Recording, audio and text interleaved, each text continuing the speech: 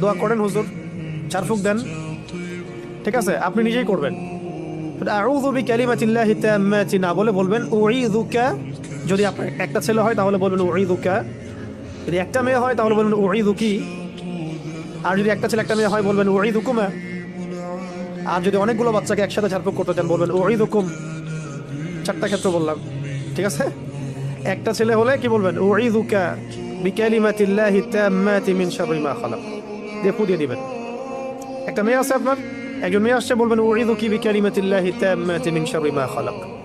একটা ছেলে একটা মেয়ে বসে আছে আপনার, বলুন উঈযুকুমা বিকালিমাতিল্লাহি তাম্মাতি মিন শাররি মা খালাক, ফু দিয়ে দিবেন। ইমাম হাসান এবং হুসাইন রাদিয়াল্লাহু আনহুমা তারা নবী সাল্লাল্লাহু আলাইহি ওয়াসাল্লামের কাছে আসতেন, খেলাধুলা করতেন, ঘাড়ে উঠতেন, পায়ে বসতেন, কোলে বসতেন, তিনি আদর করে বলতেন উঈযুকুমা বিকালিমাতিল্লাহি তাম্মাতি মিন শাররি মা খালাক, ফু দিয়ে দিতেন। এগুলো মাসনুন তরিকা। এগুলো করলে বাচ্চা দেখবেন যে ভালো আছে, সুস্থ আছে, ভালো আছে, নিরাপদে আছে। আল্লাহ পাক ফেরেশতা দিয়ে হেফাজত করাবেন ইনশাআল্লাহ। অনেকে বাচ্চাদের ব্যাপারে আমাদের কাছে বলেন দোয়া করেন হুজুর, চারফুক দেন, ঠিক। অনেকে বাচ্চাদের ব্যাপারে আমাদের কাছে